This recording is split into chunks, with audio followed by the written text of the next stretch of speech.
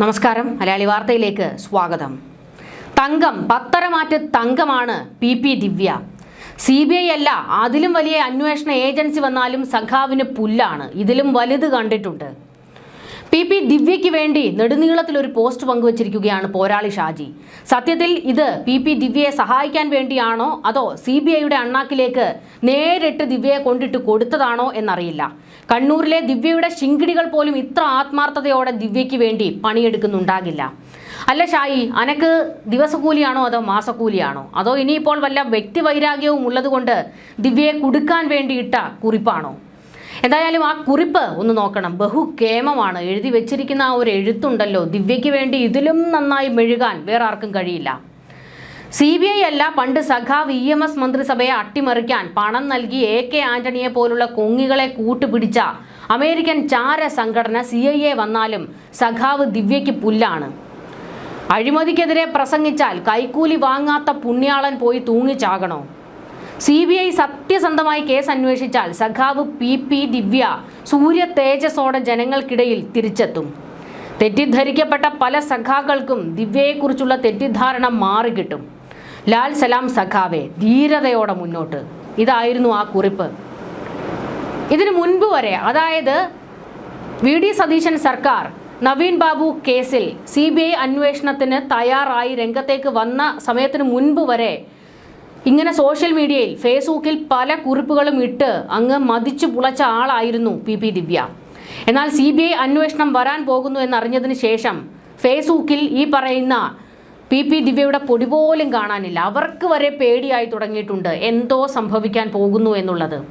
മടിയിൽ കനമില്ലെങ്കിൽ ദിവ്യ എന്തിനാണ് ഇങ്ങനെ പേടിക്കുന്നത്?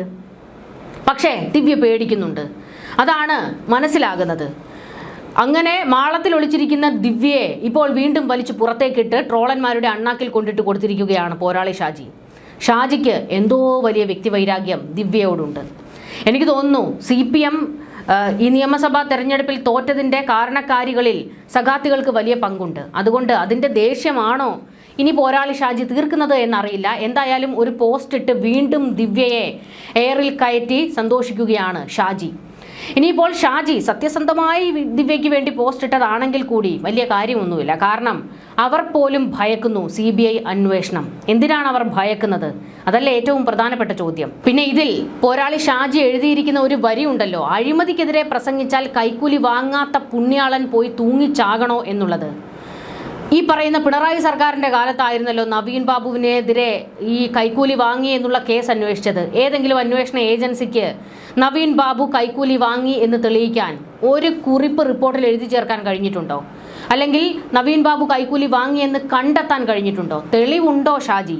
തെളിവില്ലാതെ എങ്ങനെയാണ് നവീൻ ബാബു കൈക്കൂലി വാങ്ങിയെന്ന് നിങ്ങളങ്ങ് പറയുന്നത്?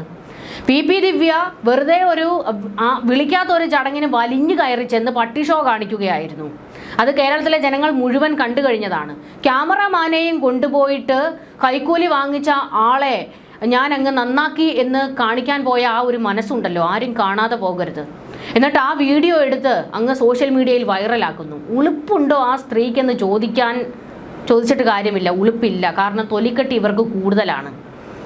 എന്നിട്ട് നിന്നങ്ങ് മെഴുകുകയായിരുന്നു. എവിടെയെങ്കിലും തെളിയിക്കാൻ കഴിഞ്ഞിട്ടുണ്ടോ? ഈ പറയുന്ന പിണറായി സർക്കാരിൻ്റെ കാലത്ത് പോലും നവീൻ ബാബു കൈക്കൂലി വാങ്ങിയെന്ന് തെളിയിക്കാൻ കഴിഞ്ഞിട്ടില്ല.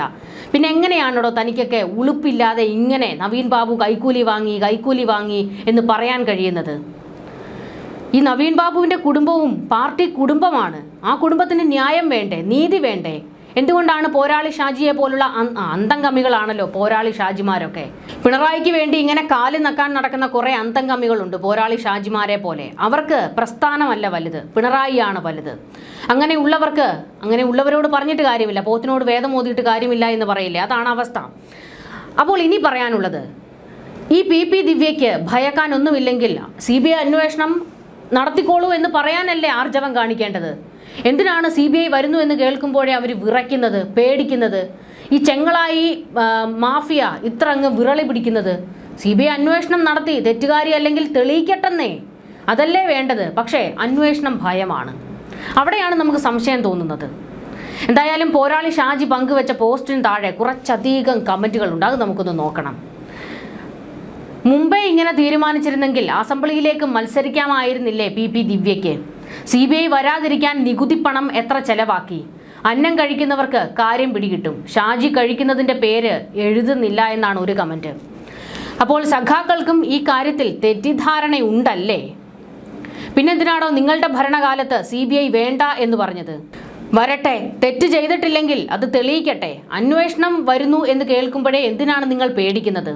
വിളിക്കാത്ത യോഗത്തിന് വലിഞ്ഞു കയറി ചെന്ന് ഒരു മാന്യനായ ഉദ്യോഗസ്ഥന്റെ യാത്രയയപ്പ് ചടങ്ങിൽ ചെല്ലുന്നു.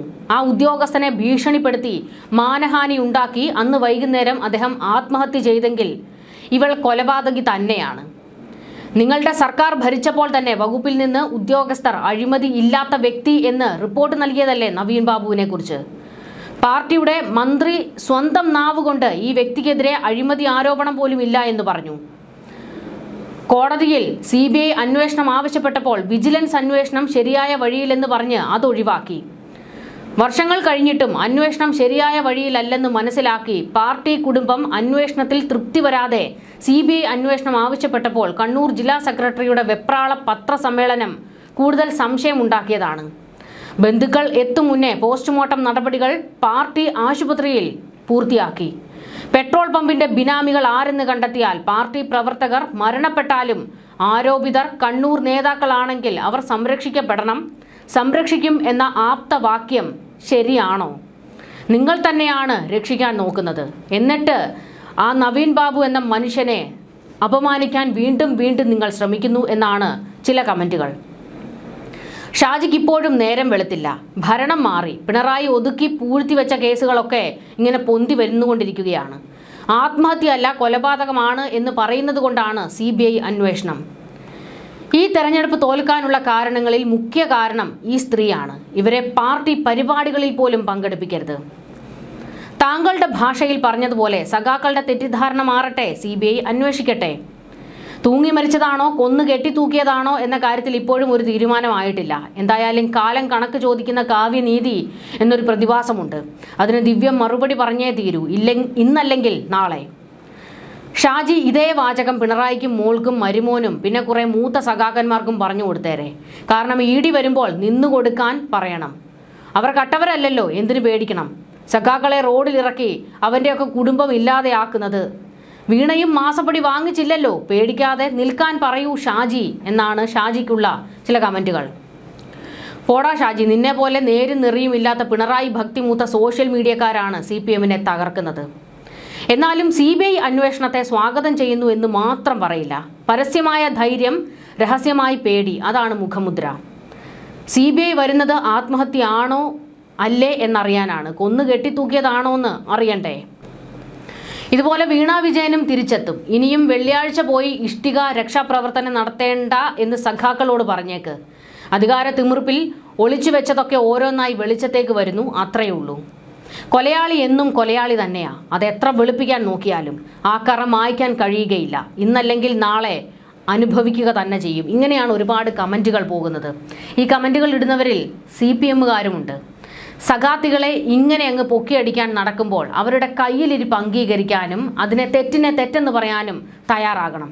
അതിന് തയ്യാറാകാത്തത് കൊണ്ടാണ് ഈ പ്രസ്ഥാനം ഇത്രത്തോളം പുഴുത്തഴുകി കിടക്കുന്നത്. ജനങ്ങൾക്ക് മുൻപിൽ ഈ പ്രസ്ഥാനത്തിൻ്റെ വില പോയിരിക്കുകയാണ്. ജനങ്ങൾക്ക് ഈ പ്രസ്ഥാനത്തിലുള്ള വിശ്വാസം പോലും നഷ്ടപ്പെട്ടിരിക്കുകയാണ്. ഇപ്പോഴും അത് തിരിച്ചു പിടിക്കാതെ ഇതുകൂട്ടത്തെ ഒരുമാതിരി സഖാക്കളെയും സഖാത്തികളെയും ഒക്കെ പൊക്കിയടിക്കാൻ പോരാളി ഷാജിമാരെ പോലെ ഒരുപാട് അന്തങ്ങൾ ഉണ്ടാകും. പക്ഷേ യഥാർത്ഥ കമ്മ്യൂണിസ്റ്റുകൾ അതിശക്തമായി ഇതിനെയൊക്കെ എതിർക്കുന്നുണ്ട്. അവർ പച്ചയ്ക്ക് പറയുന്നുണ്ട് ഇതുപോലെയുള്ള കുറേ എണ്ണത്തെ ഈ പാർട്ടിയിൽ നിന്ന് ചവിട്ടി പുറത്താക്കണമെന്ന്. അതാണ് ചെയ്യേണ്ടത്. അല്ലാതെ ഇപ്പോഴും കിടന്നങ്ങ് വെളുപ്പിക്കുകയാണ് കുറേ എണ്ണത്തിന് വേണ്ടി.